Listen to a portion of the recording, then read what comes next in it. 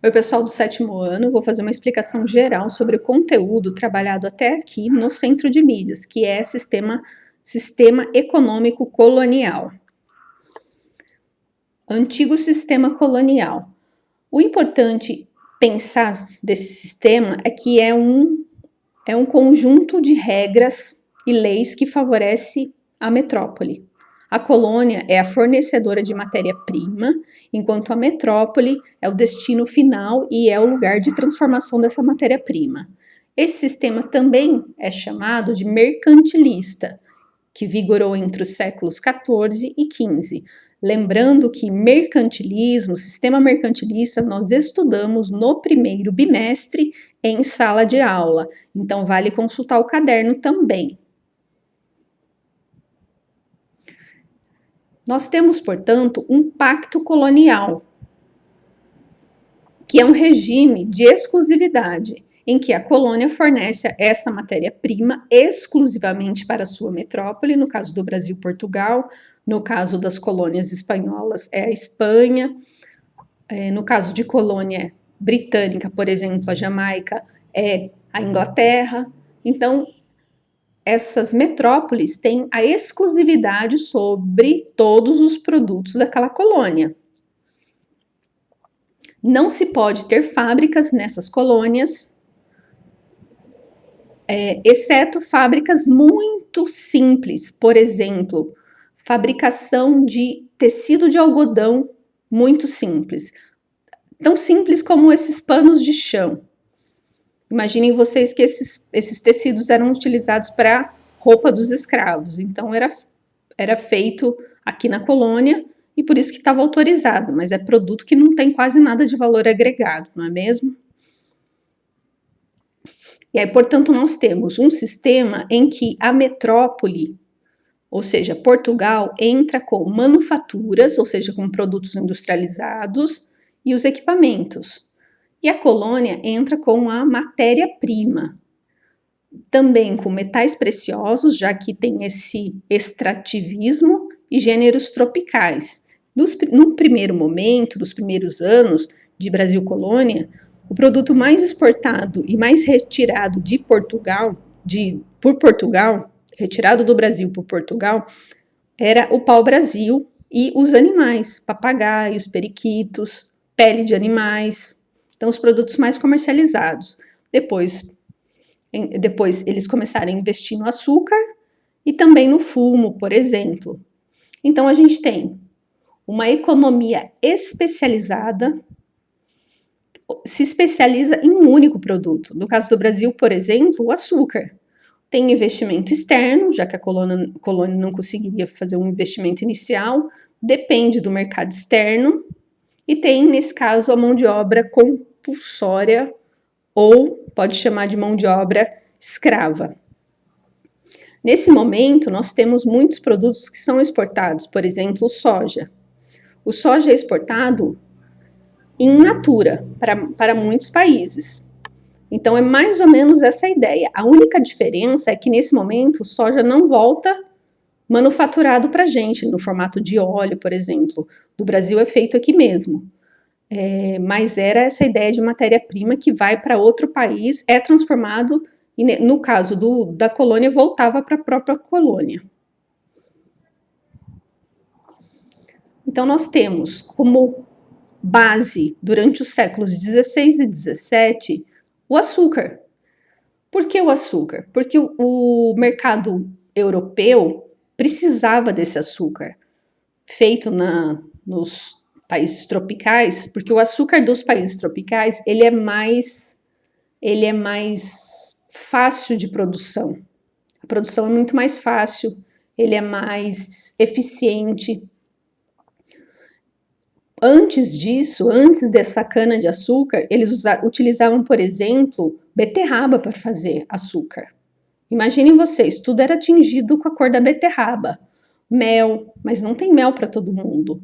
Então, o açúcar o açúcar da cana é muito mais eficiente e era muito valorizado.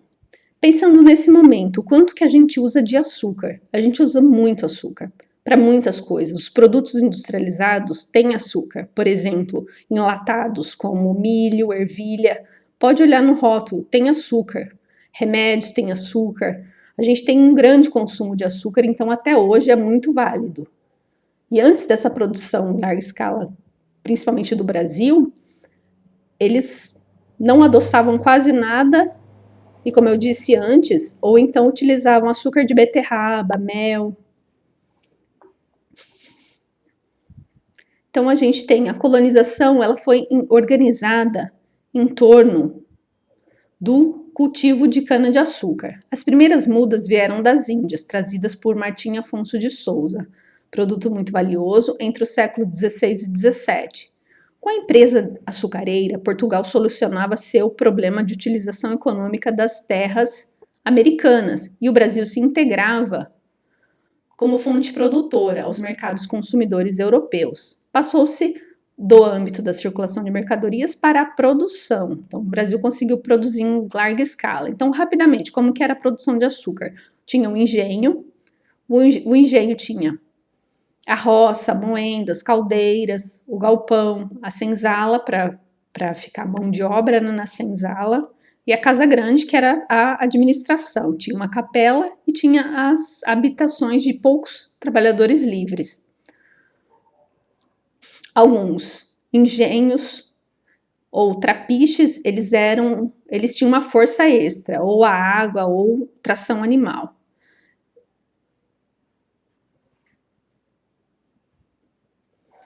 O que aconteceu com esse açúcar que foi fonte de decadência? Isso foi muito falado no centro de mídias.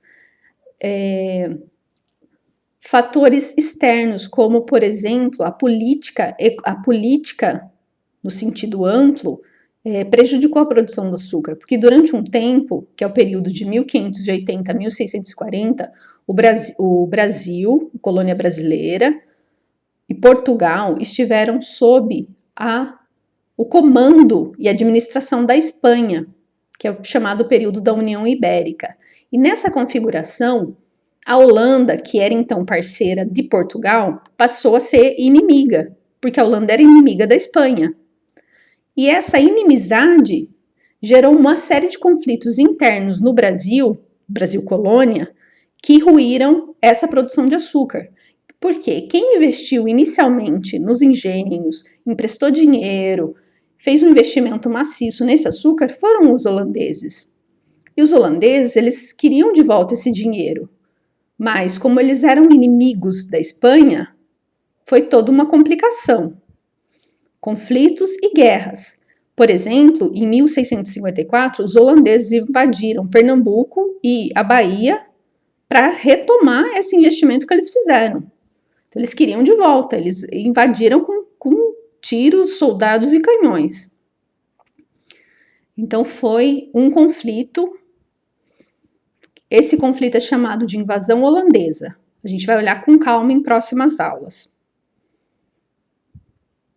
Além do açúcar, que era a atividade principal, é o centro da vida na colônia, tem também a mandioca para o consumo de subsistência, o fumo, que era negociado para a aquisição de escravos, o algodão, que é a fabricação de tecidos de baixa qualidade, como eu disse antes, e as drogas do sertão. As drogas do sertão foi muito falado na última aula no centro de mídias. Quais são essas drogas? Drogas no sentido de farmacêutico, no sentido de remédio.